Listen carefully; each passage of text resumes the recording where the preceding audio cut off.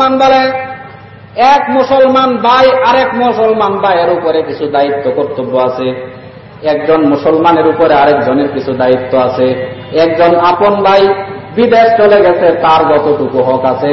একজন আফ্রিকার জঙ্গলে শুধু পরিচয় তার মুসলমান, হুবহুব আপন ভাইয়ের এরকম ভাবে হক তার উপরে চলে যায়। আমার ভাইয়েরা, আপনার বড় ভাই বিদেশ গেছে, এখন আপনার বিদেশের বড় ভাইয়ের উপরে আপনার যে দায়িত্ব, ঠিক আফ্রিকার জঙ্গলে একটা মুসলমান আছে, শুধু তার পরিচয় মুসলমান, হুবহুব আপনার বিদেশের ভাইটার হক ওই ব্যক্তির হক সমান সমান, সেও আপনার মুসলমান ভাই। সুবহানাল্লাহ। আল্লাহ পাক মুসলমান ভাইয়ের হকটা কোরআন শরীফে বলেছেন। আল্লাহ পাক কোরআন শরীফের মধ্যে বলেছেন, ইন্নামাল মুমিনুনা ইখওয়াতুন ফাসলিহু বাইনা আখাওয়াইকুম ওয়াত্তাকুল্লাহা লাআল্লাকুম তুরহামুন। ও মুসলমানরা, শুনে রেখো, প্রতিটা মুসলমান তোমরা ভাই ভাই, সুতরাং এক ভাই আরেক ভাইয়ের পেছনে পড়িও না। যদি ভুল হয় সংশোধনের চেষ্টা করে দিও, আল্লাহকে ভয় করিও, তাহলে উপর থেকে তোমাদের উপরে রহম আসবে। আল্লাহ বলতেছেন ইন্নামাল মুমিনুনা ইখওয়া, প্রতিটা মুসলমান ভাই, সুতরাং ভাইয়ের দায়িত্ব, আপন ভাইয়ের দায়িত্ব। একজন আফ্রিকার জঙ্গলে যদি মুসলমান থাকে, সেও আমার ভাই, ইমানি ভাই। আল্লাহ পাকের নবী বলেছেন, ওয়ালা তানাজাসু ওয়ালা তাবাগাদু ওয়ালা তাদাবারু ওয়ালা তাহাসাদু ওয়া কুনু ইবাদাল্লাহি ইখওয়ানা। একটা মুসলমান যেমন হোক, অন্তরের মধ্যে দরদ থাকতে হবে, আমার নবীর উম্মত, গুনাহগার হোক, কিন্তু সে যে মুসলমান দাবি করেছে, সে তো আমার নবীর উম্মত। নবীর ভালোবাসা থাকলে উম্মতেরও ভালোবাসা থাকবে, ঠিক কিনা কন? সুতরাং তুমি যদি মুসলমান হয়ে থাকো, মুসলমানের কথা শুনলে তার বিরুদ্ধে তার কুৎসারাধনা করতে পারবে না, তার দোষ বর্ণনা করতে পারবে না, তার দুশমনি করতে পারবে না, তার এরকম হিংসা করতে পারবে না, তার হিংসা করতে পারবে না, হসদ করতে পারবে না। ওয়াকুনু ইবাদাল্লাহ, তোমরা এক আল্লাহর বান্দা, সুতরাং সমস্ত দুনিয়ার মুসলমানরা ভাই ভাই হয়ে যাও। সমস্ত মুসলমানরা ভাই ভাই হয়ে যাও। মুসলমানের দায়িত্ব হচ্ছে ভাইয়ের দায়িত্ব। আল্লাহ পাকের রাসূল বলছেন, এই দুনিয়ায় যত মুসলমান আছে একটা শরীরের মতো, শরীরের কোন একটা অঙ্গের মধ্যে আঘাত লাগলে তাইলে ওই পূর্ণ শরীরে ব্যতীত হয়ে যায়। ঠিক দুনিয়ার কোন এক প্রান্তে একজন মুসলমান যদি আঘাতপ্রাপ্ত হয়, সমস্ত দুনিয়ার 150 মুসলমানের অন্তরের মধ্যে আঘাতপ্রাপ্ত হবে, অন্তর ব্যতীত হবে। তখন গিয়ে আল্লাহ পাক বলছেন, লাআল্লাকুম তুরহামুন, তোমাদের উপরে উপর থেকে রহম নাযিল হইব। এখন আমরা ভাইয়ের প্রতি ভাইয়ের রহম করতে পারি না, তো উপর থেকে রহমের দরজা বন্ধ, ঠিক কিনা করে? আল্লাহ পাকের নবী বলছেন, খোদার কসম, খোদার কসম, ওই ব্যক্তি ততক্ষণ জান্নাতে প্রবেশ করতে পারবে না যে ব্যক্তির ভিতরে ঈমান নাই, আর ওই ব্যক্তির ভিতরে ঈমান নাই যে ব্যক্তির ভিতরে অপর একটা নবীর উম্মতের দরদ নাই। রাসূল বলছেন, খোদার কসম, ওই ব্যক্তি জান্নাতে ঢুকতে পারবে না যে ব্যক্তির ভিতরে ঈমান নাই, আর ওই ব্যক্তির ভিতরে ঈমান নাই যে ব্যক্তির ভিতরে নবীর উম্মতের দরদ নাই। আল্লাহ পাকের নবীর হাদিস, قال رسول الله صلى الله عليه وسلم والذي نفس محمد بيده والذي نفس محمد بيده لا تدخلون الجنة حتى تؤمنوا ولا تؤمنوا حتى تحابوا। আল্লাহর নবী বলছেন, খোদার কসম, যে খোদার হাতে মুহাম্মদের প্রাণ, তোমাদের মধ্যে ততক্ষণ পর্যন্ত কেউ জান্নাতে ঢুকতে পারবে না যতক্ষণ পর্যন্ত না তার ঈমানটা পরিপূর্ণ হয়, আর ঈমান ততক্ষণ পর্যন্ত পরিপূর্ণ হবে না যতক্ষণ পর্যন্ত নবীর উম্মতের দরদ অন্তরের মধ্যে না পাওয়া যায়। কেমন উম্মতের দরদ? একটা মিসাল দেখেন। কাসেম নানুতুবি রহমতুল্লাহ আলাই, কাসেম নানুতুবি রহমতুল্লাহ আলাই একজন বড় ওলি ছিলেন, দেওবন্দ মাদ্রাসার প্রতিষ্ঠাতা। তিনার যেদিন ইংরেজরা হাজার হাজার মুসলমানদেরকে ঈমান হারা করছে, দিল্লি থেকে পেশাওয়ার পর্যন্ত এমন কোন গাছ ছিল না যে গাছের মধ্যে মুসলমানের লাশ তুলিনি। এই এক কঠোর মুহূর্তের মধ্যে নিজের মেয়ের বিবাহের কথা, নিজের ছোট ভাইয়ের স্ত্রীর একটা চিঠি নিয়ে আসছে যে আমরা তো তুমি দূরে থাকার কারণে এরকম ভাবে বিবাহ ঠিক করে ফেলছি, অমুক দিন বিবাহ, আপনি অমুক দিন উপস্থিত হতে। যে চিঠি স্ত্রী দিছে, চিঠিটার অপর পৃষ্ঠে একটা শের লিখে দিলেন, একটা কবিতা লিখে দিলেন, ধর্মজিলিসে খুদ যায় মদে হাম চুমনেরা, ধর্মজিলিসে খুদ যায় মদে হাম চুমনেরা, আফসুরদা দিল আফসুরদা কুনাদ আঞ্জুমনেরা। খবরদার তোমাদের এই আনন্দের মজলিসের মধ্যে আমার মতো অন্তর ভাঙ্গা কাছের নানুতুবিকে দাওয়াত দিও না, কারণ আমার অন্তর ভাঙ্গা অন্তরে তোমাদের অন্তরও ভাঙ্গি দিতে পারে। এদেশে হাজার হাজার মানুষের ঈমান হারা করতেছে, হাজার হাজার মুসলমানকে হত্যা করতেছে, আর আমি আনন্দ করে মেয়ের বিবাহ খাইব, এটা হতে পারে না। কি দরদ অন্তরের মধ্যে ছিল, কি দরদ ছিল। আল্লাহ কোরআন শরীফের মধ্যে মুসলমানের হক সম্পর্কে ইঙ্গিত করেছেন, আশিদ্দাউ আলাল কুফফারি রুহামাউ বাইনাহুম তারাহুম রুক্কান সুজ্জাদা ইয়াবতাগুন। আল্লাহ বলছেন মুসলমানদের যারা সাহাবায়ে কেরাম গোটা বিশ্ব বিজয় করেছিল, তিনটা গুণ ছিল। আশিদ্দাউ আলাল কুফফার, কাফেরদের মোকাবেলা তারা ছিল অত্যন্ত কঠোর। রুহামাউ বাইনাহুম, একে অপর মুসলমান, একজন মুসলমান আরেকজনের প্রতি আগুনের সামনে মোম গেলে যেরকম নরম হয়ে যাইত, একজন মুসলমানের প্রতি আরেকজন মুসলমান এর থেকে নরম ছিল। এরকম রাত্রিবেলায় ইবাদত গুজার ছিল। তিনটা গুণ বর্ণনা করেছেন বিশ্ববিজয়ীদের, যারা বিশ্ব বিজয় করেছে তাদের তিনটা গুণ বর্ণনা করেছেন। কাফেরদের প্রতি ছিল কঠোর, নিজেরা ছিল রুহামা। রা হা মিম তিনটা শব্দ ব্যবহার করেছে আমার ভাইয়ারা। রা হা মিম তিনটা শব্দ আল্লাহ পাক মায়ের জন্য ব্যবহার করছেন। রেহাম, মায়ের মোহাব্বত সন্তানের প্রতি যেমন হয় এটারে রেহাম কয়। এটারে কি কয়? মায়ের মোহাব্বত সন্তানের প্রতি যেমন হয় এটারে রেহাম কয়। উম্মতের মোহাব্বত নবীর প্রতি যেমন হয় এটারে রহিম কয়। রাহামিম, ইন্নাহু কানা রহিমা, কানা বিল মুমিনিনা রহিমা। আমাদের নবীকে আল্লাহ পাক বলছেন রাহামিম দিয়ে, আমার নবী উম্মতের প্রতি রহিম ছিল। মা তার সন্তানের প্রতি রেহাম, আর উম্মতের প্রতি নবী রয়েছে রহিম। আল্লাহ পাক একজন মুসলমান আরেকজন মুসলমানের দায়িত্ব কি সেখানে বলতেছেন রুহামা উবাইনাহুম। রাহা মিম শব্দ ব্যবহার করে বুঝাইলেন মার দরদ যেরকম সন্তানের প্রতি যায়, নবীর দরদ যেরকম উম্মতের প্রতি যায়, প্রকৃতপক্ষে মুসলমানের দরদ এক উম্মতের দরদ আরেক উম্মতের প্রতি হুবহু এমন যাইবে, সে ব্যক্তি প্রকৃতপক্ষে মুসলমান। আমার কথা আপনারা বুঝেন? মার সাথে আল্লাহ পাক রহম শব্দটা ব্যবহার করেছেন, নবীর সাথে রহম শব্দটা ব্যবহার করেছেন, এবং যারা বিশ্ববিজয় করেছিল তাদের তিনটা গুণ বর্ণনা করে মাধ্যমটা বলেছেন রুহামা উবাইনাহুম, তারা একে অপরের প্রতি রহমশীল। মার গুণটা নবীর গুণটা উম্মতের সাথে লাগাইলেন, বুঝাইলেন মা সন্তানের প্রতি যেমন দরদ, নবী উম্মতের প্রতি যেরকম দরদ, একজন মুসলমানের দরদ আরেকজনের প্রতি হুবহু এমন টাকা চাই। এটা হচ্ছে দায়িত্ব উম্মতের। আজকে তো আমরা এমন, মুসলমানের সামনে মুসলমানদের কুত্তার মতো মারা হচ্ছে। কুকুরকে যদি কিলায়, কুকুরকে মারলে মালিকে জিজ্ঞাসা করে কেন মারছে, কিন্তু একজন মুসলমানকে আরেকজন মুসলমানের সামনে মারতেছে, এ কথাও জিজ্ঞায় না কেন মারতেছে, ঠিক কিনা করে। আরে মুসলমানদের আজকে সেই মুসলমানিত্ব ইনসানিয়ত কই গেছে? আল্লাহ পাক বলছেন লা ইয়ারহামুল্লাহ মান লা ইয়ারহামুন নাস, যারা ভাইয়ের প্রতি রহম জানে না তারা উপর থেকে রহম পায় না। নবী বলছেন যদি আল্লাহর সাহায্য পেতে চাও, ইয়ারহামুল্লাহু লা ইয়ারহামুল্লাহ মান লা ইয়ারহামুন নাস, মনে রেখো উপর থেকে রহমত পাইতে চাইলে ভাইয়ের প্রতি রহম করতে হইব। যারা ভাইয়ের প্রতি রহম জানে না তাদের প্রতি আল্লাহও রহম করে না। রুহামা বলেছেন মুসলমানের দায়িত্ব, আফ্রিকা জঙ্গলে একজন মুসলমান যদি জুলুমের শিকার হয়, সমস্ত মুসলমানের অন্তরের মধ্যে ব্যতীত হইতে হইব। মা তার সন্তানকে জুলুমের শিকার হইতে দেখলে মায়ের অন্তরে যে ব্যথা যায়, একজন মুসলমান এক মুসলমানের সামনে আরেকজন মুসলমান জুলুমের শিকার হইলে হুবহু এতটুকু দরদ অন্তরে আসলে আপনি মুসলমান। এটা হচ্ছে আপনার দায়িত্ব, কর্তব্য। এক মুসলমানের উপর আরেকজন মুসলমানের দায়িত্ব। তার বাস্তব নমুনা হয়েছে ফাতে মক্কা। উসমান রাদিয়াল্লাহু তাআলা আনহুকে রাসূল মক্কাতে পাঠালেন, অল্প সংখ্যক সাহাবীকে নিয়ে শুধু হজ করবেন, আর কোনো কাজ নাই। রাস্তাতে গিয়ে সাহাবায়ে কেরাম শুনলেন উসমান রাদিয়াল্লাহু তাআলা আনহুকে শহীদ করেছে। মার দরদ যেরকম উম্মতের সন্তানের প্রতি যায়, মা যদি দেখে সন্তান আগুনে ঝাঁপ দিতেছে, তখন মা বলতে চায় আমার সন্তান আগুনে ঝাঁপ না দেখ, আমি আগে দেই, ঠিক কিনা করে। মা সন্তানের জন্য জীবন দেয়। ঠিক যেই অন্তরের মধ্যে মার যে ব্যথা আছে সন্তানকে মরতে দেখলে, সাহাবায়ে কেরাম উসমান রাদিয়াল্লাহু তাআলা আনহুর ইন্তেকালের সংবাদ পাইয়া মার থেকে বেশি দরদ অন্তরে এসেছিল।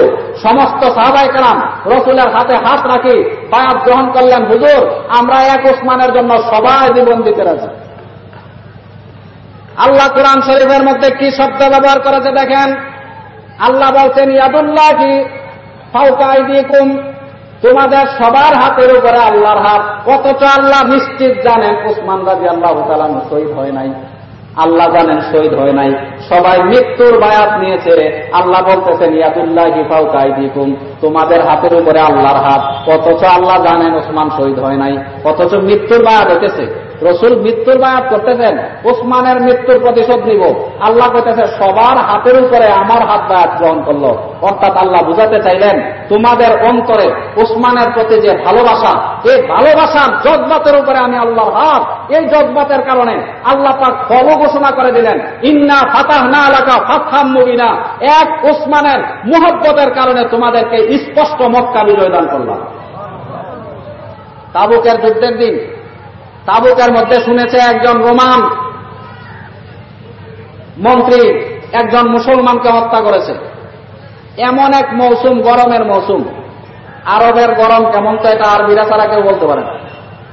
দ্বিতীয় নম্বরের ফসল থেকে গেছে, সবার হাত খালি, ফসল কাটবে, বিক্রি করবে, টাকা আসবে। এমন এক মৌসুমের মধ্যে সংবাদ পৌঁছেছে মদিনার ভিতরে একজন সাহাবীকে শহীদ করেছে। আল্লাহু আকবার, পাখির মতো চারদিক থেকে দলে দলে সাহাবায়ে কেরাম উপস্থিত। একসাথে 3000 সাহাবী ছিল মদিনাতে, সবাই এসে উপস্থিত। ইয়া রাসূলুল্লাহ, আমার ভাইয়ের প্রতিশোধ নিন। এমন এক মুহূর্ত রাসূল অনুমতি দিলেন। তাবুকের যুদ্ধে মুসলমানরা প্রকৃতপক্ষে বিজয় হয় নাই, সমান সমান হয়েছে। কিন্তু একটা মাত্র যুদ্ধে একজন মুসলমানের প্রতিশোধের অন্তরে আগুন নিয়ে যখন মুসলমানরা বের হয়েছে, ঐতিহাসিকগণ লিখেছেন তাবুকের যুদ্ধের কারণে সমস্ত দুনিয়ায় মুসলমানদের বিজয়ের পথ আল্লাহ পাক খুলে দিয়েছে। একজন মুসলমানের অন্তরে জজবা, এন্তেকালের জজবা নিয়ে যখন মুসলমানরা বের হলো, ঠিক আল্লাহ পাক সমস্ত দুনিয়ার মুসলমানদের বিজয়ের পথ খুলে দিয়েছেন। হিন্দু রাজা, কিছু মুসলিম পর্যটক হিন্দুস্তানে এসেছে, একজন নারীর উপরে জুলুম করেছে, মুসলমানদেরকে জেলখানা আটক করেছে, নারীর ইজ্জত হরণ করেছে। মোহাম্মদ বিন কাসেম, মাত্র 17 বছরের একটা ছেলে, শুনেছে মুসলমানদের উপরে জুলুম হয়েছে। হিন্দু রাজার বিরুদ্ধে মাত্র 5000 সৈন্য নিয়ে মুসলমানদের প্রতিশোধ নেওয়ার জন্য, মুসলমান তারা ভাই, তারা জেলে থাকবে আর আমরা মদিনার ভিতরে আনন্দ করবো আরবের ভিতরে, এটা হতে পারে না। 5000 সৈন্য নিয়ে হিন্দুস্তানের মধ্যে যখন এসেছে, একজন মুসলমানের প্রতিশোধের আগুন নিয়ে যখন হিন্দুস্তানে এসেছে, পূর্ণ হিন্দুস্তানকে আল্লাহ পাক তাআলা মুসলমানদের জজবাতের আগুন দ্বারা ভরে দিয়েছে। ঠিক কিনা? এই বাংলাদেশে গৌর গোবিন্দ রাজা একটা মুসলমান সন্তানকে হত্যা করেছে, নিরপরাধ। অপরাধ ছিল এটা, কেন গরু জবাই করেছে কুরবানির দিনে, একটাই অপরাধ ছিল। যখন ইয়ামান দেশে এই খবর পৌঁছেছে একজন মুসলমান সন্তান হত্যা করেছে, তখন শাহজালাল ইয়ামানি 360 জন সৈন্য নিয়ে, মুজাহিদ নিয়ে বাংলাদেশের দিকে এসেছে। একজন মুসলমান সন্তান, অথচ নিরপরাধ, শিশু বাচ্চা, এখনো দুনিয়ার কিছু বোঝে না, তার প্রতিশোধের জন্য 360 জন মুজাহিদ যখন বাংলাদেশের দিকে এসেছে, আল্লাহ পাক তাদের অন্তরের আগুন দ্বারা বাংলাদেশের আগুন জ্বলা দিয়েছে, যার কারণে আজকে আমরা, আমাদের মা বাপ মুসলমান, আমরাও মুসলমান হয়েছি। ঠিক কিনা? আল্লাহ বলেছেন মুসলমানরা, মুসলমানের গুণ হবে এটা, রুহামা ও বাইনাহুম, মা যেরকম সন্তানের প্রতি দরদি হয়, নবী যেরকম উম্মতের প্রতি দরদি হয়, একজন মুসলমান আরেকজন মুসলমানের প্রতি হুবহুব এমন দরদি হবে। এরা হচ্ছে প্রকৃতপক্ষে মুসলমান। যদি আফ্রিকার একটা মুসলমান আপনার সাথে সফর সঙ্গী হয়, আপনি ঢাকা যাচ্ছেন, সিরিঙ্গা থেকে, সাতকানিয়া থেকে আপনি গাড়িতে উঠেছেন, আপনার পাশের সিটের ভিতরে একজন মুসলমান উঠেছে, তার কোনো পরিচয় নাই, শুধু এতটুকু পরিচয় সে মুসলমান, তখন আপনার সাথে থাকার কারণে এক মুসলমানের আরেক মুসলমানের 5টা হক থাকে। রদ্দুস সালাম, ওয়াইয়াদাতুল মারিদ, ওয়াত্তিবাউল জানায়েজ, ওয়াইজাবাতুদ দাওয়া, ওয়া তাসমিতুল আতিশ। আল্লাহ পাকের নবী বলেছেন, একজন মুসলমান দূরবর্তী মুসলমান হক তোমার যখন সামনে এসে যায়, তখন তোমার উপরে 5টা হক। এই মুসলমানটা যদি সালাম দেয়, দেখার প্রয়োজন নাই সে কোথায় থেকে এসেছে, বাড়ি কোথায়, তার বাড়ি বাংলাদেশ নাকি দূরে, সালাম দিয়েছে, আপনার হক হচ্ছে সালামের উত্তর দেওয়া, সালাম দিলে সালামের উত্তর দেওয়া। আপনার পাশের ভাইটা অসুস্থ হয়ে গেছে, হঠাৎ করে বমি করে, আপনার দায়িত্ব হচ্ছে যতটুকু সাধ্য অনুযায়ী তার সেবা করা। সে যদি মারা যায় অথচ তার কেউ নাই আপনার সফর সঙ্গী, 4 জনে মিলে হজের জন্য সফরে গেছেন, আপনি তাকে চিনেন না, বংশগত কোনো পরিচয় নাই, শুধু এতটুকু পরিচয় আপনার সাথে হাজি, তখন আপনাদের উপরে দায়িত্ব হয় ওই হাজিটাকে জানাজার ব্যবস্থা করা। যদি ইন্তেকাল করে জানাজার ব্যবস্থা করা। সে যদি আপনাকে ডাকে তার ডাকে সাড়া দেওয়া। সে যদি দাওয়াত দেয় দাওয়াত কবুল করা। সে যদি হাসি দেয় আলহামদুলিল্লাহ বলে হাসির জবাবে ইয়ারহামুকাল্লাহ বলা আপনার উপরে ওয়াজিব। এটা হচ্ছে আপনার দায়িত্ব। একজন মুসলমান আরেকজন মুসলমান যদি মুলাকাত হয় তখন মুসলমানের 5টা দায়িত্ব। সালাম দিলে সালামের উত্তর দেওয়া, অসুস্থ হলে তার সেবা করা, সে ইন্তেকাল করলে জানাজার ব্যবস্থা করা, সে যদি এরকম ভাবে আপনাকে দাওয়াত দেয় দাওয়াত গ্রহণ করা, সে যদি হাসি দেয় হাসির জবাবে এরকম ভাবে ইয়ারহামুকাল্লাহ বলা, এটা আপনার উপরে হক। এ 5টা দায়িত্ব মুসলমান যদি কাছে আসে। একজন রংপুরের মুসলমান আপনার সাথে শুধু পরিচয় এতটুকু, আপনার বাড়িতে কাজ করতে এসেছে, রংপুর থেকে এসেছে আপনার বাড়িতে 2 মাস কাজ করবে। আল্লাহ পাকের নবী বলছেন রংপুরের মুসলমান কাজে আপনার কাছে এসেছে, এখন তার আপনার উপরে 3টা হক থাকে। কয়টা হক? রংপুরের মানুষ আপনাদের দেশে কাজ করতে আসে না, দিনাজপুরের মানুষ, উত্তরবঙ্গ এলাকার মানুষ এদেশে কাজ করতে আসে, 1 মাসের জন্য 2 মাসের জন্য আপনি রেখে দিচ্ছেন আপনার বাড়িতে কাজ করবে, তখন আপনার উপরে তার 3টা হক থাকে। আল্লাহ পাকের নবীর হাদিস, ক্বালা রাসূলুল্লাহ সাল্লাল্লাহু আলাইহি ওয়াসাল্লাম হুম ইখওয়ানুকুম জাআলাহুমুল্লাহু তাহতা আইদিকুম ফামান জাআলাল্লাহু আকাহু তাহতা ইয়াদিহি ফালইউতিমহু মিম্মা ইয়াকুল ওয়ালিয়ালবিসহু মিম্মা ইয়ালবাস ওয়ালা ইউকাল্লিফুহু মিনাল আমালি ফাইন কাল্লাফাহু মিনাল আমালি মা ইয়াগলিবুহু ফালইউনহু আলাইহি। আল্লাহর নবী বলেছেন খবরদার, যদিও সে রংপুর বাড়ি হয় কিন্তু সে আপনার মুসলমান ভাই, এতটুকু ডিফারেন্স, আল্লাহ তারে গরিব বানাইছে, আপনারে আল্লাহ পাক ধনী বানাইছে, খবরদার তার উপরে কোনো প্রকার জুলুম করতে পারবে না। এ মুসলমান ভাইটা যদি তোমার বাড়িতে কাজ করতে আসে, ফালইয়াকুল, তুমি যেরকম ভাবে খাবার খাও অন্যদিন এরকম ভাবে এর থেকে ভালো খাবার তারে খাওয়াইও। বদুল্লা যারে রাখছ তারে তুমি অন্যান্য দিন যেমন খাবার খাও এর থেকে ভালো খাবার তারে খাওয়াইও। সে তো প্রতিদিন মুরগির গোশত খাইতে পারে না, আপনার বাড়িতে কাজ করতে আসে তারে মুরগির গোশত খাওয়ায়েন। আপনি তো প্রতিদিন মুরগির গোশত খাইতে পারেন, ধনী মানুষ, সে তো কোনোদিন খাইতে পারে না।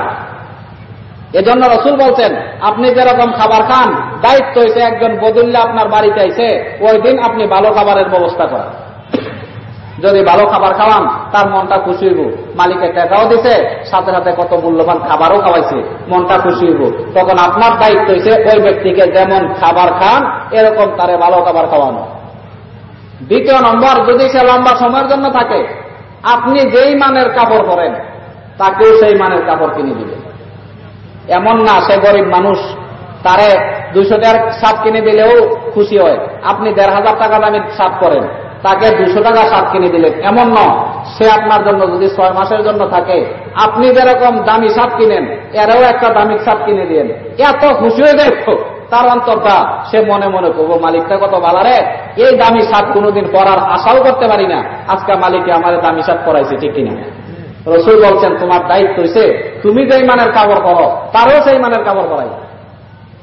ওয়ালা ইউকাল্লিফুহু মিনাল আমালি, খবরদার তার সাধ্যের বাইরে কোনো কাজ তারে দিতে পারবে না। ফাইন কাল্লাফাহু, যদি এমন কাজ এসে যায় সারাদিন করলেও তার সাধ্যের বাইরে কাজ করতে পারবে না, আল্লাহ রাসূল কয় তাহলে তুমি মালিক, তুমিও আরেকজন বদুল্লাহ হয়ে যাও, দুজনে মিলে কাজ করো, সহযোগিতা হবে। সুবহানাল্লাহ। আল্লাহ রাসূল বলছেন তার উপরে 3টা দায়িত্ব। একটা হইছে আপনি যেরকম খাবার খান তারে ভালো খাবার খাওয়ান, আপনি যে মানের কাপড় পরেন তাকেও সেই মানের কাপড় পরান। 3 নম্বরের দায়িত্ব তাকে সাধ্যের বাইরে কোনো কাজ দিয়েন না। যদি সাধ্যের বাইরে কোনো কাজ দিয়ে দিলেন তাহলে আপনার দায়িত্ব হইছে তার সাথে আপনিও বদুল্লাহ হয়ে যান আজকের জন্য, তার সাথে দুজনে মিলে কাজ করেন।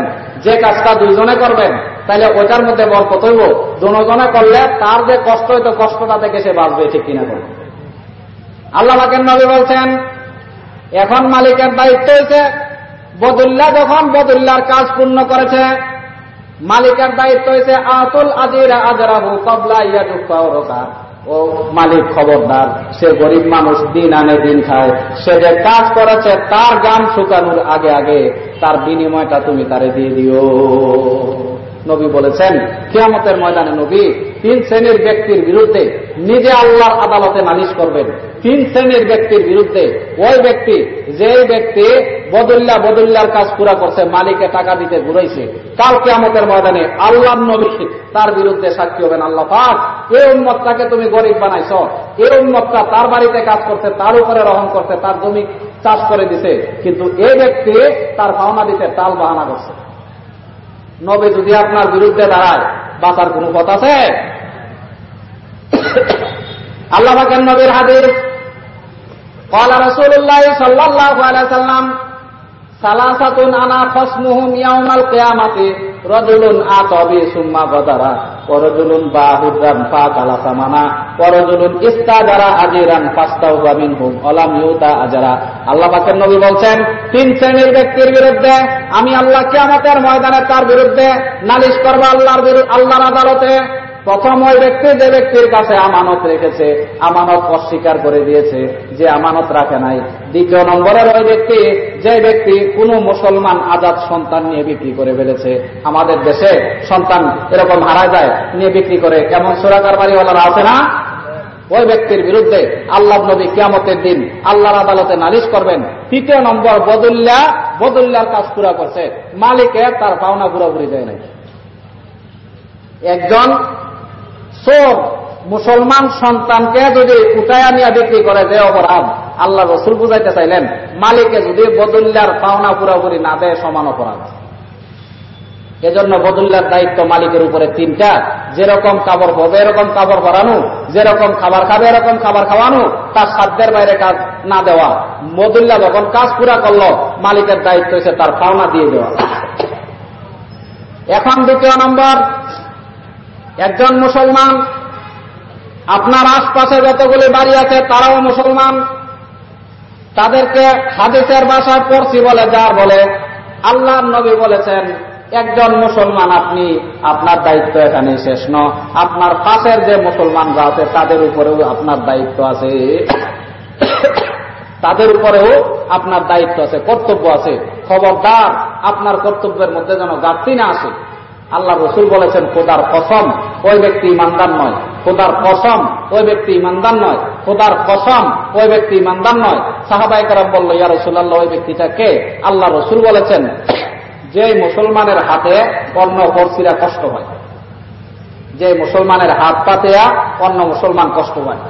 আমরা একটু জিকির করতে করতে সামনের দিকে চলে আসি। লা ইলাহা ইল্লাল্লাহ। পানি আছেন একটু? পানি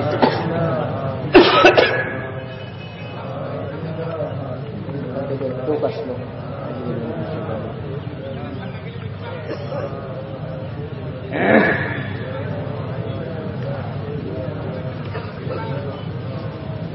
হাদিসে আছে যে মুসলমান, হাদিসে আছে ওই ব্যক্তি কোনদিন ইমানদার নয় যে ব্যক্তির হাত এবং মুখ দ্বারা পাশের বাড়ির মানুষরা কষ্ট পায়।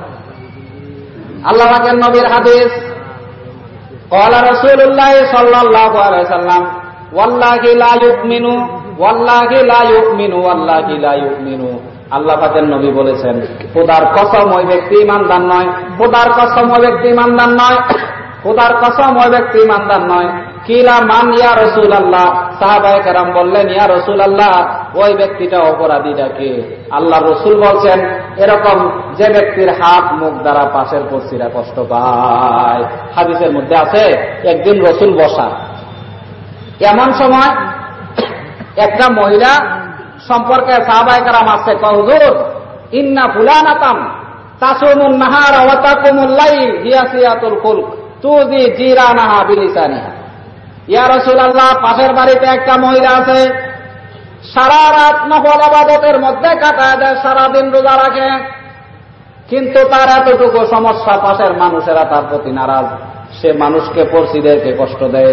আল্লাহ রাসূল বলছেন লা খায়রা ফিহা হিয়া মিন আহলিন নার। তার ইবাদত বন্দেগী কোনো কাজে আসবে না, তাকে আল্লাহ পাক তার জন্য জাহান্নাম বানায় রেখেছেন। নাউযুবিল্লাহ।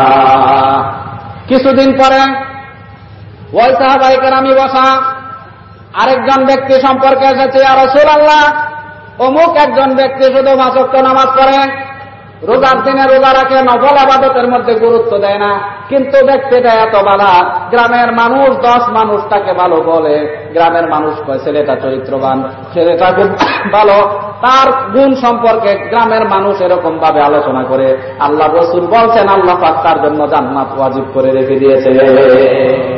আল্লাহ রাসূল বলেছেন লাইসাল মুমিনু বিল্লাযী ইয়াশবাউ ওয়া জারুহু জায়ুন ইলা যামবি, ওই ব্যক্তি কখনো ঈমানদার নয়।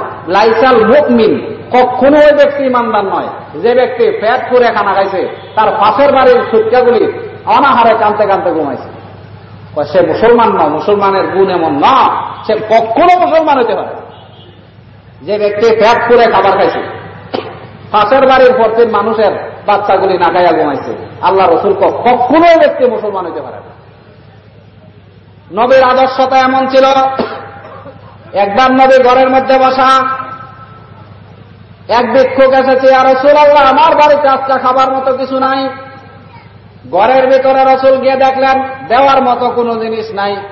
আল্লাহর নবী ওই ভিক্ষুকটারে বলে দিলেন, ভাই অমুক জায়গার মধ্যে একটা ইহুদির দোকান আছে, ইহুদিটা আমারে খুব ভালোবাসে, তোমার প্রয়োজন অনুযায়ী তার থেকে খাবার নিয়ে যাও, আগামীকাল আমি ছাগল এরকম রাখালি করে, আগামীকাল পয়সা এরকম ভাবে কামাইয়া তোমার পয়সা আমি পাওনা পরিশোধ করবো। সুবহানাল্লাহ। কিন্তু উমর রাদিয়াল্লাহু তাআলা তো খুব গরম। উমর রাদিয়াল্লাহু তাআলা পাশে থেকে বললেন, ইয়া রাসূলুল্লাহ যে জিনিস আপনার ঘরে নাই, তখন ওই জিনিস দেওয়ারও তো দায়িত্ব আপনার নাই। আপনি তো ভাবতেন কিছু নাই, চলে যাও, আরেকদিন আইও। আল্লাহর নবী বললেন, ওমর খবরদার, তোমার ভিতরে এখনো নবীর দিন পূর্ণভাবে ঢুকে নাই। ওমর খবরদার, আমার মদিনার ভিতরে একজন মানুষ রাত্রে না খাইয়া ঘুমাইবে আর আমি আনন্দ ভর্তি করে রাত্রিবেলা ঘুমাবো, এটা কখনো হতে পারে না। ওমর কেমন কথা কও, আমার মদিনার ভিতরে একজন মানুষ এরকম ভাবে না খাইয়া ঘুমাইবে আর আমি আনন্দ ভর্তি করে ঘরের ভিতরে ঘুমাইবে, এটা হতে পারে না। সাহাবায়ে কেরামের নীতিও এমন ছিল। একদিন এক সাহাবী কিছু গোশত নিয়ে গেছে, যে উমর তো ঘরের ভিতরে আমিরুল মুমিনিন 3 দিন পর্যন্ত খাবার থাকে না ঘরে, এটা নিশ্চিত। চিন্তা করছে ওমরের বাড়িতে তো না খাইয়া মানুষেরা থাকে, ওমরের বাড়িতে কিছু হাদিয়া নিয়ে যায়। নিয়ে আসছে, ওমর রাদিয়াল্লাহু তাআলার বাড়িতে আসছে। ওমর রাদিয়াল্লাহু তাআলা ভাই আমার থেকে বেশি নিঃস্ব ওই মানুষটা, অমুক ব্যক্তি, তার কাছে নিয়ে যাও, সে তো আমার থেকে বেশি গরিব। সাহাবী দ্বিতীয় ঘরে নিয়ে গেলেন। দ্বিতীয় ঘরের মধ্যে পৌঁছেছে, দ্বিতীয় ঘরের মানুষ কয়, ভাই অমুক ব্যক্তিকে দেখেছি তার ঘরের মধ্যে সারাদিন চুলার মধ্যে আগুন জ্বলে নাই, অত্যন্ত গরিব মানুষ, তার বাড়িতে নিয়ে যাও। 7টা ঘর ঘুরিয়া দেখা গেছে আবার ওমরের বাড়িতে পৌঁছে গেছে। 7 ঘরের মানুষেরা শেষ পর্যন্ত বলে দিছে ওমরের বাড়িতে দেখেছি 3 দিন ধরে আগুন নাই। এগুলি মুসলমান। আজকে মুসলমানের উম্মতের দরদ নাই। উম্মত যে নবীর একটা আছে এটাই আমরা ভুলে গেছি, ঠিক কিনা? আমার নবী তো উম্মতের এত পাগল ছিল, আহারে কিভাবে বুঝাবো? কিয়ামতের ময়দানে সমস্ত নবীদের সিদ্ধান্ত হয়ে যাবে জান্নাতের। জান্নাতের সংবাদ পাইয়া নবীরা এত খুশি হবে, জান্নাতের দিকে দৌড় দিবে। জান্নাতীরা যখন সংবাদ পাবে, জান্নাতের সংবাদ পৌঁছে যাবে, আর যে যেমনে পারে খুশিতে দৌড়াদৌড়ি করবে জান্নাতের গেটে। গেটের মধ্যে নবীরা গিয়ে তাপ করবে, গেটের মধ্যে আওয়াজ করবে, দেখবে গেটের মধ্যে ভিতর থেকে এরকম ভাবে খোলে না। নবীরা বলবে কেন খোলো না, আমাদের তো জান্নাতের সার্টিফিকেট এসে গেছে। ভিতর থেকে আওয়াজ আসবে, ততক্ষণ পর্যন্ত জান্নাতের গেট খোলা যাবে না, যতক্ষণ পর্যন্ত না শেষ জমানার নবী এসে না খোলে। কয় শেষ জমানার নবী কোথায়? ফেরেশতারা বলে দিবে শেষ জমানার নবী আল্লাহর আরশের নিচে সিজদায় পড়ে পড়ে কাঁদতেছে। যতক্ষণ পর্যন্ত উম্মতের চূড়ান্ত সিদ্ধান্ত না পৌঁছবে, চূড়ান্ত ফয়সালা না পৌঁছবে, ততক্ষণ পর্যন্ত নবী এক কদম জান্নাতের দিকে যাবে না। হাদিসে এসেছে, আল্লাহর নবী বলেছেন কিয়ামতের দিন একবার আরশের নিচে সিজদায় পড়ে যাবেন আল্লাহর কাছে, আবার দৌড়াইয়া জাহান্নামের কিনারাতে গিয়ে পড়ে যাবে, আবার দৌড়াইয়া আরশের নিচে পড়ে যাবে, আবার দৌড়াইয়া জাহান্নামের গেটের সামনে গিয়ে পড়ে যাবে আর বলবে রব্বি হাবলি উম্মতি, আল্লাহ আমার গুনাহগার উম্মতরা, আল্লাহ আমার গুনাহগার উম্মতরা। একবার দৌড়ে আরশের নিচে যাবে, আবার দৌড়ে জাহান্নামের কিনারাতে পৌঁছবে, না জানি কোন উম্মত বলে জাহান্নামের মধ্যে পৌঁছে যায়নি। আল্লাহ রাসূল বলেছেন খোদার কসম, শেষ উম্মতটাকে যতক্ষণ পর্যন্ত জান্নাতের পথে না নিয়ে যাব ততক্ষণ পর্যন্ত আমি নবী হাসরের ময়দানেও কোনো শান্তি পাব না। আম্মা জান আয়েশা কয়, আমার নবী যখন ইন্তেকাল করতেছে, ইন্তেকাল হয়ে গেছে, আমরা ভাবলাম রাসূল শেষ কথা বলে বিদায় হয়ে গেছেন। আমি কানটা বুকের মধ্যে লাগালাম, বুকের মধ্যে কান লাগায় দেখলাম আমার নবী উম্মতি উম্মতি, বুকের ভিতর থেকে উম্মতি উম্মতি আওয়াজ আসতেছে। সুবহানাল্লাহ, কি দয়া ছিল নবীর উম্মতের প্রতি। আল্লাহর নবী একবার দৌড়ে আবু জাহেলের বাড়ির দৌড় দিত, আবার দাদার বাড়িতে, আবার দৌড়াইয়া বাইতুল্লাহর সামনে। আল্লাহ পাক নবীকে ধমকি দিলেন, ও নবী আপনি তো উম্মতের ফিকিরে ধ্বংস হয়ে যাবেন। ও নবী, ইন্নাকা লা তাহদি মান আহবাবতা ওয়ালাকিন্নাল্লাহা ইয়াহদি মান ইয়াশা। আমার নবী এত দৌড়াদৌড়ি করিয়েন না, হেদায়েতের মালিক তো আপনি না। আমি যাকে ইচ্ছা হেদায়েত দিব, আমার যাকে ইচ্ছা হেদায়েত দিব না। নবী এমন ভাবে দৌড়াদৌড়ি করিয়েন না, নিজের শরীরকে এরকম ভাবে ধ্বংস করিয়েন না। হাদিসে আছে একবার রাসূল যখন এরকম ভাবে দিনের দাওয়াতের কথা আসছে, একবার আবু জাহেলের বাড়িতে যাইতো, আবার দাদার কাছে এসে পড়ে যাইতো, আবার বাইতুল্লাহর সামনে, বাইতুল্লাহ ঘরের সামনে যাইয়া মানুষকে দাওয়াত দিত। এমন ভাবে উম্মতের পাগল ছিল। কোথাও যদি একটা আওয়াজ শুনছে রাসূল অমুক গ্রামের অমুক একজন মানুষ ইসলাম ধর্ম গ্রহণ করেছে, আল্লাহর নবী এত খুশি হতেন, এত খুশি হতেন, সাহাবায়ে কেরাম বলে সারাদিন রাসূল এত খুশি হইতে আর কখনো দেখতাম না যখন শুনতেন একটা উম্মত মুসলমান হয়েছে। সুবহানাল্লাহ, আজকে সেই উম্মতের দরদ আজকে মুসলমানদের নাই। আমার ভাইয়ারা, পাশের পড়শিরা, তাদের দিকে খেয়াল রাখবেন। রাসূল বলছেন, মা জালা জিবরাইল মিন কত্তু ইউসিনি বিল জার হাত্তা জানান্তু আন্নাহু সাইয়্যিবুহু। জিবরাইল আমিন যতবার আমার কাছে আসতেন শুধু একটা কথা বেশি কইতেন, নবী পড়শিদের দিকে খেয়াল রাখিয়েন, নবী পড়শিদের দিকে খেয়াল রাখিয়েন, নবী পড়শিদের দিকে খেয়াল রাখিয়েন। পড়শিদের আপনার উপরে হক আছে, হক রক্ষা করে চলিয়েন। এক সাহাবী কয়, ইয়া রাসূলুল্লাহ, আমি যে দুনিয়ার মধ্যে ভালো এটা বুঝবো কি করে? আল্লাহ রাসূল কয়, ও সাহাবী, তোমার পাশের পড়শিরা যদি তোমারে ভালো বলে আল্লাহর কাছেও ভালো প্রমাণিত হইবা। পাশের পড়শিরা যদি তোমাকে খারাপ বলে, মনে রাখো তুমি নিজের মুখে যতই ভালো বলো ভালো না, প্রকৃতপক্ষে তুমি খারাপ। তোমার ভালো মন্দটা পড়শি দিয়া নির্বাচন হইব। সুতরাং খবরদার পড়শিদের উপরে জুলুম করতে পারবা না। পড়শিদের হক একজন মুসলমানের উপরে 10টা। কয়টা? খেয়াল রাখবেন তো ইনশাআল্লাহ। আল্লাহর হক বান্দার উপরে কি, বান্দার হক আল্লাহর উপরে কি খেয়াল আছে? নবীর হক উম্মতের উপরে কি, উম্মতের হক নবীর উপরে কি খেয়াল আছেন? একজন মুসলমানের হক আরেকজন মুসলমানের উপরে কি? পড়শির হক মুসলমানের উপরে 10টা। আল্লাহ পাকের নবীর হাদিস, ক্বালা রাসূলুল্লাহ সাল্লাল্লাহু আলাইহি ওয়াসাল্লাম, ও সাহাবায়ে কেরাম, আতাদরি মা হকুল জাত, পড়শির হক তোমরা কি জানো নাকি? কয়, ইয়া রাসূলুল্লাহ, জানি না। বলেন। আল্লাহ রাসূল বলছেন, হকুল জাত ইন ইস্তাআনা বিকা আনতা, পড়শির হক হচ্ছে সে যদি কোনো ভালো কাজে আপনাকে ডাকে সাহায্য করার জন্য, আপনার উপরে ওয়াজিব হয়ে যায় তার ভালো কাজে সাড়া দেওয়া। সে যদি কোনো দ্বীনি মুআমালাতে আপনারে ডাকে, ভালো কাজে আপনাকে ডাকে, তার ডাকে সাড়া দেওয়া আপনার উপরে ওয়াজিব। আল্লাহ পাক কোরআন শরীফের মধ্যে বলেছেন, ওয়া ইয়াস্তানসারুকুম ফিদ-দীনি ফালাইকুমুন নাসরু। ও মুসলমান, তোমার দ্বীনি ভাই যদি কোন ভালো কাজের জন্য তোমাকে ডাকে, তার ডাকে সাড়া দেওয়া তোমার উপরে ওয়াজিব। কোন মুসলমানের ডাকে যদি তুমি সাড়া দিতে যাও, কোন গরিব অসহায় এতিম মিসকিন তার সাহায্যের জন্য ঘর থেকে বের হও। আল্লাহর রাসূল বলেছেন, আল্লাহর রাস্তায় জিহাদে বের হওয়া যে সমান, যে সওয়াব আল্লাহ পাক সমান সওয়াব দিয়ে দিবেন। আল্লাহ পাকের নবীর হাদিস, ক্বালা রাসূলুল্লাহ সাল্লাল্লাহু আলাইহি ওয়াসাল্লাম, আসাই আলাল আরমালাতি ওয়াল মিসকিন কাসাই ফি সাবিলিল্লাহ। যে ব্যক্তি দেশের পড়শি, গরিব, অসহায়, এতিম, অনাথ তাদের সেবা করার জন্য, তাদের সাহায্য করার জন্য ঘর থেকে বের হলো, ওই ব্যক্তিকে আল্লাহর রাস্তায় যুদ্ধে যাওয়ার সমান সওয়াব দিয়ে দিবেন। সুবহানাল্লাহ। ইন ইস্তাআনা বিকা আনতা, তোমাকে যদি কোনো সে সাহায্যের জন্য রাখে, অবশ্যই তোমার দায়িত্ব হইছে পড়শি হিসেবে তার সাহায্য কবুল করা। তার ডাকে সাড়া দাও।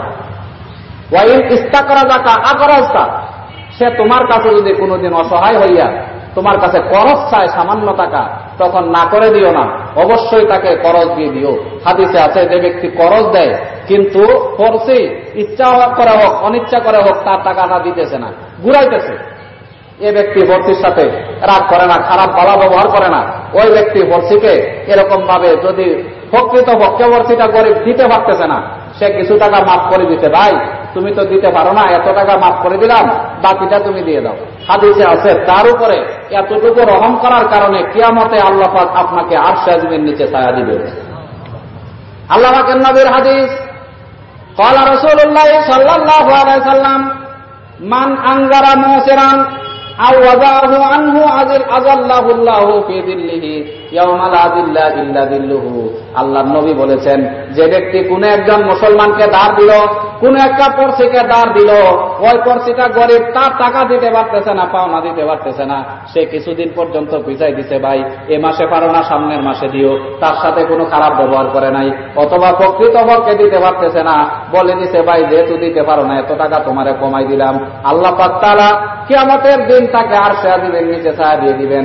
আল্লাহ বলবেন, বান্দারে দুনিয়াতে তুমি একটা মুসলমানের উপরে রহম করেছো, আমি আল্লাহ তোমার উপরে রহম করলাম।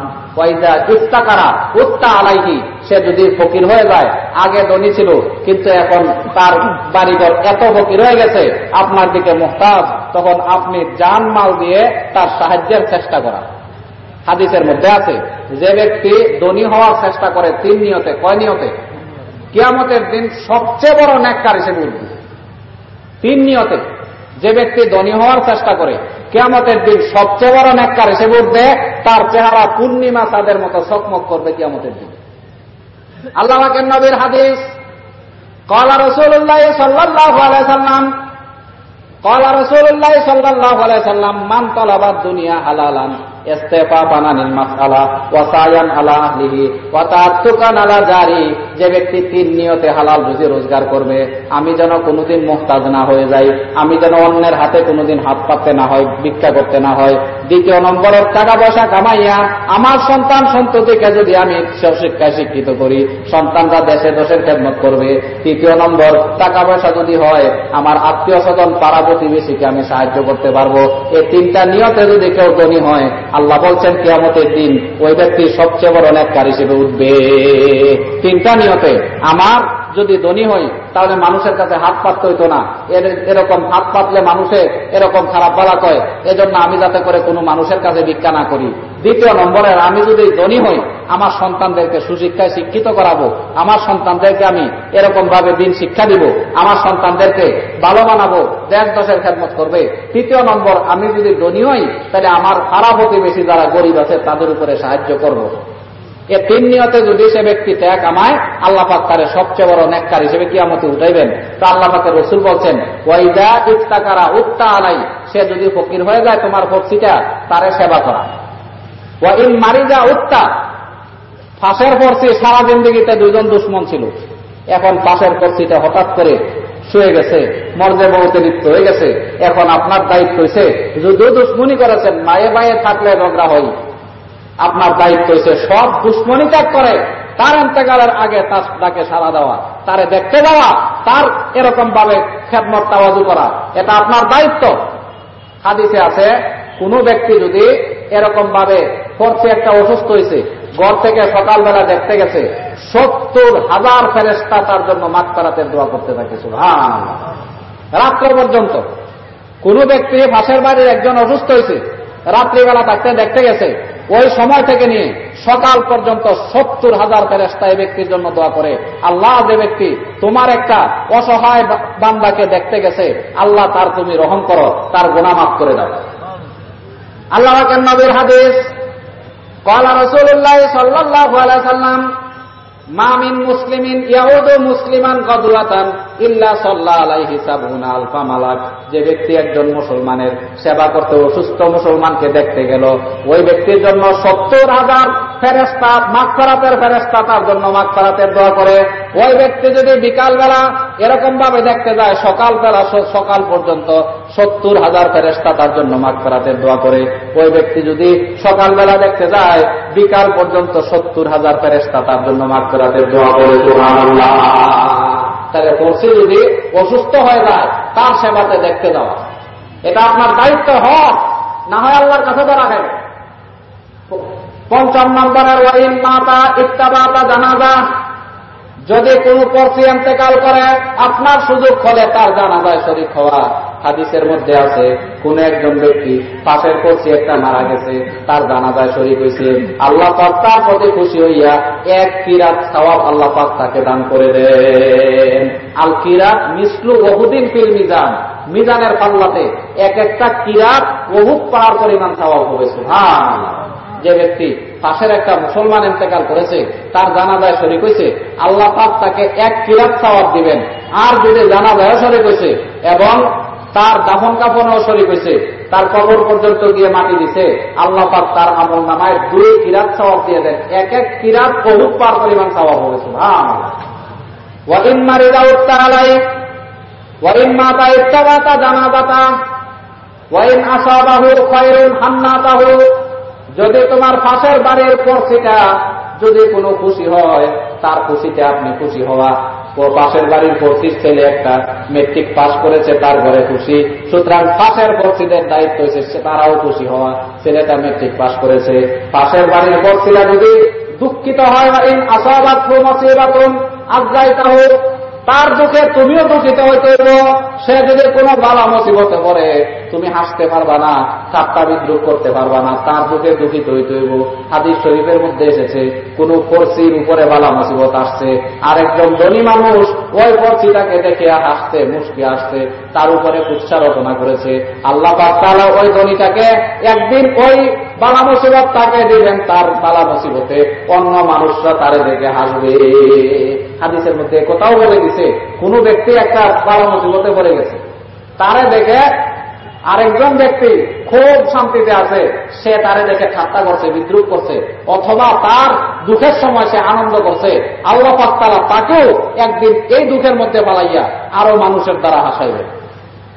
এই জন্য পড়শি দায়িত্ব হয়েছে পড়শির সুখে সুখী হওয়া, পড়শির দুঃখে দুঃখী হওয়া। ওয়ালা তাস্তাতিলু আলাইহি বিল বানা, 8 নম্বর দায়িত্ব হয়েছে খবরদার, তার বাড়ির সামনে দিয়ে এত বড় দেয়াল বানাতে পারবে না যে দেয়ালের কারণে তার ঘর পর্যন্ত বাতাস পৌঁছে না, এ ব্যক্তি বাতাস থেকে মারুম হবে। আল্লাহ পাকের রাসূল বলছেন, পড়শির দায়িত্ব হয়েছে ওয়ালা তাস্তাতিলু আলাইহি বিল বানা ফাতাহজুবু আনহু রিহ, এত বড় উঁচা করে দেয়াল বানাইতে পারবে না যে দেয়ালের কারণে পাশের বাড়ির মানুষটা গরিব বাতাস পাবে না। খবরদার, এটা তোমার দায়িত্ব, হিসাব রাখিও, তোমার কারণে যেন তার কষ্ট না হয়। এটা গ্রাম দেশের জন্য, শহর এলাকার জন্য নয়। শহর এলাকার মধ্যে মানুষের কারেন্ট আছে, ফ্যানের ব্যবস্থা আছে, বাইরের বাতাসের প্রয়োজন হয় না, কিন্তু গ্রামের মানুষ বাইরের বাতাসের প্রয়োজন হয়, কারেন্ট থাকে না, এরকম ভাবে বিদ্যুৎ ভালো করে থাকে না, একবার গেলে 2 দিন পর্যন্ত থাকে না, তার বাড়িতে বাতাসের প্রয়োজন হয়। তখন বলছে, তুমি ধনী মানুষ, তার বাড়ির উপর দিয়ে 16 হাত পোষা করে একটা দেয়াল দিয়ে দিলা, তার বাড়িটা অন্ধকার হয়ে গেল, কিয়ামতের দিন আল্লাহর সামনে ধরা হয়ে যায়। তুমি খেয়াল করতে হবে পাশের বাড়ির পড়শিটা তোমার বাড়ির কারণে যেন কষ্ট না হয়। ওয়াইদাস্তারাইতা ফাকিহাতান ফাদিলা, যদি তুমি ফল কিনো, তাহলে তোমার পাশের ঘর যেটা আছে, বাড়ি যেটা আছে, ওই বাড়ির মানুষকে পারলে হাদিয়া দিও। পাইল্লাম তাফাল ফাদকুলহা সিররান, যদি না পারো তাহলে কমপক্ষে লুকাইয়া কালা পলিথিনের ভিতরে ফল লুকাইও। তুমি যদি কোনোদিন ফল কিনে নিয়ে যাচ্ছ, তো পাশের বাড়ির যে সন্তানরা আছে তোমার ফল যাতে না দেখে। যদি দেখায় নাও, তাহলে একটা হলো আনন্দ নিয়ে গেলে 2 কেজি আনার নিছেন, পাশের যে ঘরটা আছে তাদের সন্তানরা আছে, তাদের জন্য একটা আনার পৌঁছায় দিতে হইব, এটা আপনার দায়িত্ব। আর যদি আপনি এত বকিলন যে তারে একটা দিবেন না, হাদিয়া দিবেন না, আগের থেকে জানেন আপনি, তাহলে কালা পলিথিনের ভিতরে লুকায় নিয়েন, তাদের সন্তানরা যাতে করে না দেখে। তাদের সন্তানরা দেখলে আপনার সন্তানের উপরে গুসা করবা, আরে তার বাবারা কত বালা, প্রতিদিন আনার খাওয়ায়, আর আমার বাবারা কত খারাপ, আমার বাবারা একদিন আনার খাওয়াইতে পারে না, ঠিক কিনা? ছোট বাচ্চা, সে তো আর ধনী গরিব চিনে না, সে তো খাওয়া চিনে। এখন ছোট বাচ্চা দেখলে আরেকজনের বাসায় ফল নিয়ে যাইতেছে, তার অন্তরের মধ্যে ব্যথা আসবো, তার বাবা কত বালা তারে ফল খাওয়ায়, তা আমার বাবা একদিন আমার আনার খাওয়াইতে পারে না, অন্তরের মধ্যে মুসলমান সন্তানের অন্তরে কিনা যাইব। তা আল্লাহ পাকের রাসূল বলছেন, যদি হাদিয়া না দিতে পারো তাহলে কালা বলে দিনের ভিতরে লুকায় নিও। আল্লাহ পাকের নবী বলছেন, ওয়ালা তাখরুজ বিহা ওয়ালাদাকা লিয়াযিদা বিহা ওয়ালাদা, ফল দিয়ে হাতের মধ্যে সন্তানকে পাশের বাড়ির দিকে ছেড়ে দিও না, সেখানে গিয়ে কামড়ায় কামড়ায় খাইবে, আর পাশের বাড়ির ছেলেরা দেখবে তার দিকে তাকায় থাকবে, সে দিতে পারবে না, সন্তানরা তার দিকে তাকায় থাকবে। খবরদার এমন যেন না হয়। সন্তানকে যদি খাওয়াও, ঘরের ভিতরে খাওয়াও, পাশের বাড়িতে ফল দিয়ে ছেড়ে দিও না, এটা তোমার দায়িত্ব। এই 10টা দায়িত্ব পড়শির উপরে, 10টা দায়িত্ব যদি পড়শির আদা করে, তাহলে এই ব্যক্তিটা পড়শির দায়িত্ব মুক্ত হলো। তো একজন পড়শির উপরে আর একজনের 10টা দায়িত্ব, 10টা দায়িত্ব ইনশাল্লাহ বুঝছেন তো? ইনশাল্লাহ পড়শি হোক বা যেটা হোক, অন্য বাড়ি থেকে একটা মহিলাকে আপনার ঘরে নিয়ে এসেছেন পুত্রবধূ হিসেবে, অন্যের বাড়ি থেকে একটা মহিলা আপনার বাড়িতে এসেছে পুত্রবধূ হিসেবে, সেও একটা মুসলমানের সন্তান। সুতরাং তার উপরে, আপনার উপরে তার 4টা হক। আল্লাহ পাকের নবী বলছেন, ইনতুতিমা হাইদা তাইনতা ওয়া তাকসু হাইদা তাসাইতা ওয়ালা তাজরিবিল ওয়াজহা ওয়ালা তুকাব্বি ওয়ালা তাজুরিল্লা ফিল বাড়ি। তোমার বাড়িতে যে পুত্রবধূটা নিয়ে এসেছ, তোমার উপরে 3টা-4টা দায়িত্ব আছে। তুমি যেমন খাও তারও এমন খাওয়াইও, তুমি যে মানের কাপড় পরো তারও সেই মানের কাপড় পরাইও, তার বাপ দাদা নিয়ে 14 গোষ্ঠীর নাম নিয়ে গালি দিও না, এরকম ভাবে ঝগড়া বলে বিছানা আলোক করিও না। এই 4টা দায়িত্ব তোমার উপরে। স্ত্রীর দায়িত্ব পালন করলে স্ত্রীর হক আদা হবে। যাই হোক, আমাদের প্রতি বৎসরের লম্বা টাইম পর্যন্ত আমাদের এই আদালত ময়দানের প্রধান বক্তা হিসেবে বয়ান করতেন মুস্তফা, হযরত মাওলানা মুস্তফা আল হুসাইনি সাহেব, কিন্তু খুব অসুস্থ। সবাই দোয়া করবেন আল্লাহ পাক আমাদের চুল পরিমাণ ওনাকে যেন আরো হায়াত বাড়ায় দেয়। আমার ভাইয়েরা, বুজুর্গরা চলে গেলে আমাদের উপরে বালা মুসিবত আল্লাহ পাকের পক্ষ থেকে আসে। বুজুর্গরা যতদিন পর্যন্ত থাকে ততদিন আমাদের উপরে বালা মুসিবত আসে না। আমার ভাইয়েরা, ইনশাআল্লাহ আল্লাহ পাক তাআলা হযরতকে এরকম ভাবে আরো হায়াত নেক হায়াত দারাজ করে দেয়, এবং আমাদের প্রতি বৎসরের ন্যায় এবছর এবং যতদিন হায়াতে থাকবে আল্লাহ পাক যেন ওনার দ্বারা দিনের খেদমত নেয়, আমরা যেন ওনার থেকে দিনের কথা শুনতে পারি। আল্লাহ পাক তৌফিক দান করুক। যাই হোক, আজকে যে গুণটা নিয়ে আলোচনা করেছি, আগামীতে ইনশাআল্লাহ আবার পরের গুণটা নিয়ে আলোচনা করবো, তৌফিক দান করবো। ওয়া মা আলাইনা ইল্লাল বালাগ। আসসালামু আলাইকুম।